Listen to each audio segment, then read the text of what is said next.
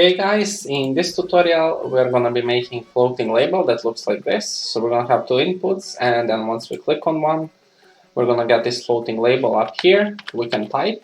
So if we have some text and we click on the side, nothing's going to happen. But if we remove everything and click anywhere, it's going to go back. So it just works when the input is empty, as you can see. And we're only going to be using CSS to make this project. So currently I'm gonna be making our indexed HTML and style CSS.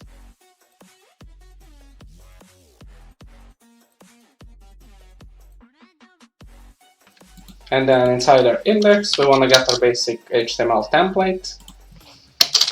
And here we're gonna have a section with the class of hero.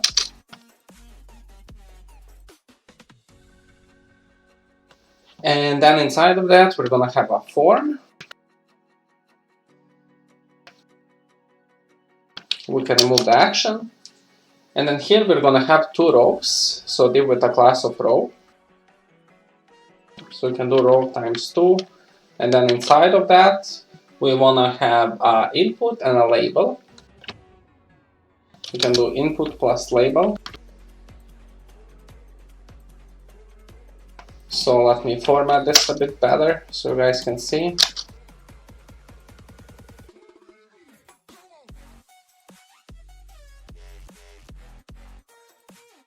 So we have two divs with a class of row, and inside of them we have input, we type text, and we have a label.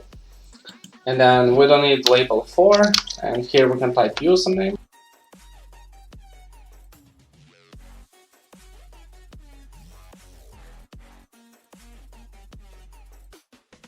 And password for this one, and we also want to make both of them required.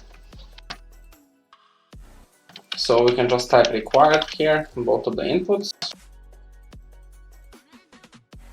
And that's going to be all our HTML we're going to have. So let me just link my CSS here. And we can open this with live server here. So let's remove margin and padding first.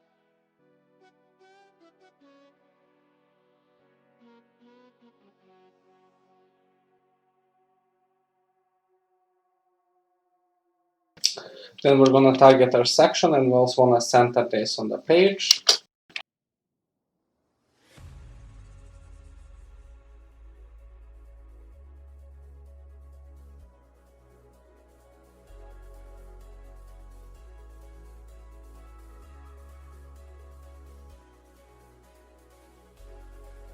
And then here we can target a form.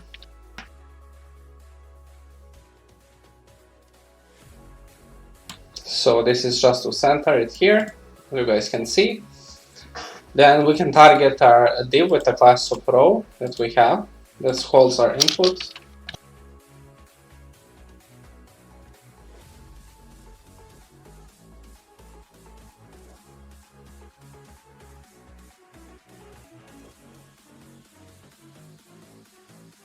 The next thing we have is input and label that are both inside a row here.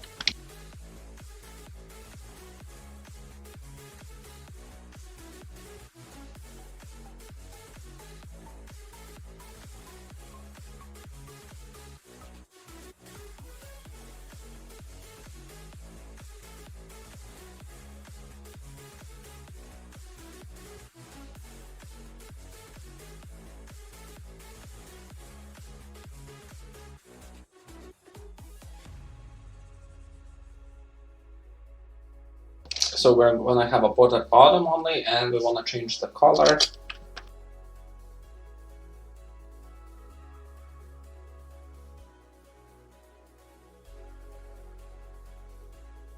So that's everything we're going to have there for our inputs. Then the next thing we have is our label.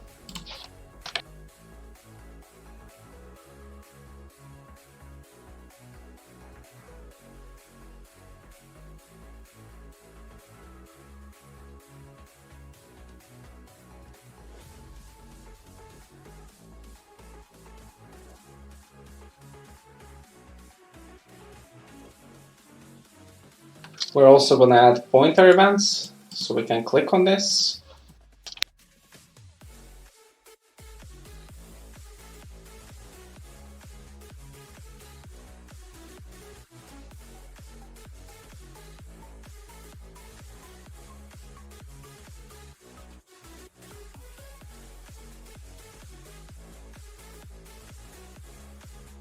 And we can add some transition.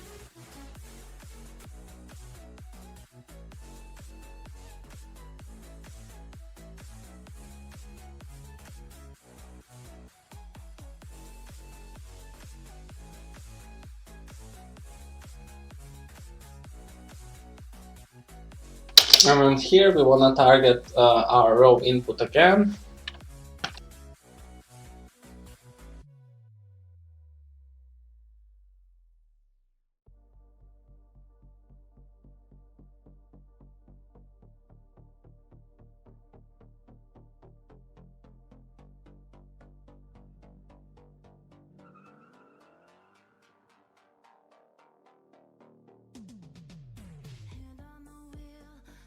And our transform translate y, we're going to set that to 0, like it is a default. But now here we pushed it first. And then once we focus, or once the input is valid, we're going to move this back to where it was. So let's add valid here again.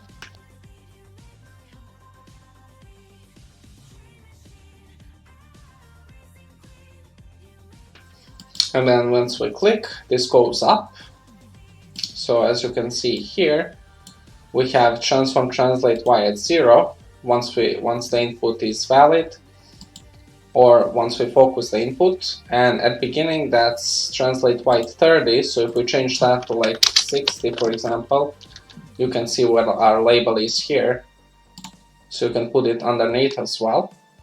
But we're gonna keep this at 30. And then once we click, we're gonna have that floating label.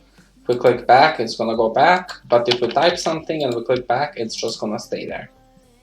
So that's gonna be it for this tutorial, guys. Thank you for watching, and I'll catch you in the next one. Peace out.